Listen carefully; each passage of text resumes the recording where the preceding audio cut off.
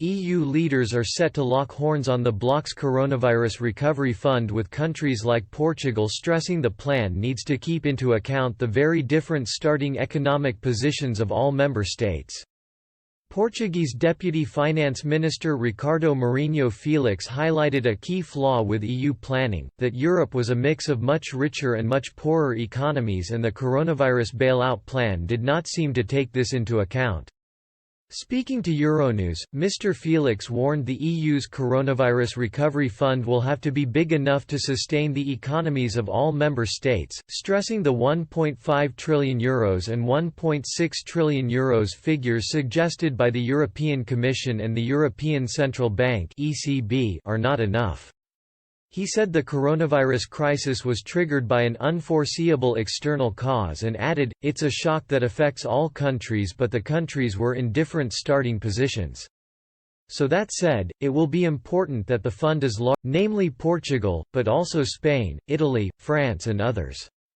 European Commission Vice President Valdis Dombrovskis referred to needs of €1.5 trillion, while the ECB President Madame Lagarde referred to €1.6 trillion. These numbers are quite low. It's 3 times less than the backstops they have decided to put in place as of 1 January. That's a substantial amount of firepower, and that's the target that we should have. It comes as European stock markets fell on Friday, with investors disappointed by the lack of details in a €1 trillion emergency fund agreed by the bloc's leaders as evidence grew of the global damage wrought by the coronavirus crisis. After 2 days of gains, the Pan-European STOXX 600 index closed 1.1% lower.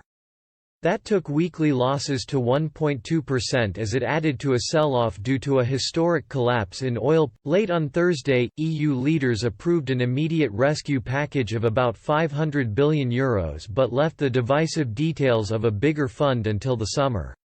They rallied around a larger common budget for 2021 to 2027 with a recovery program and tasked the European Commission to present detailed proposals by May 6. Adding another dimension to budget talks by integrating the EU's recovery plans will create a new layer of complexity and certainly will not make the process of finding an agreement easier, said analysts at Deutsche Bank Research. The next formal meeting of EU leaders in the Council will be on June 18–19, and this might be the date where at least a principal agreement could be announced, but much more work and negotiations will be needed until then.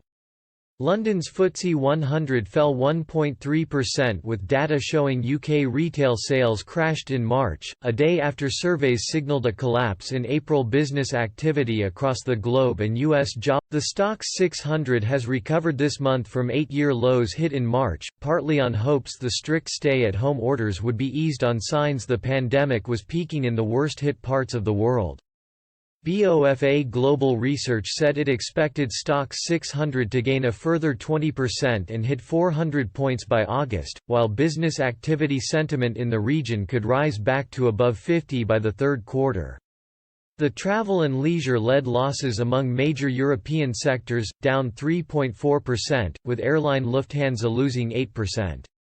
The carrier's chief executive told employees he expects a smaller fleet and reduced staff after the coronavirus crisis, a day after it reported a first-quarter loss of €1.2 billion. Several brokerages cut price target on the stock, with Société Générale double downgrading to sell. The European banking index fell 2.9% as S&P cut Commerzbank's credit rating by a notch and lowered its outlook for Deutsche Bank to negative from stable. Swiss food giant Nestlé and French drugmaker Sanofi were the biggest boosts to the Pan-region index after reporting strong first-quarter results on pandemic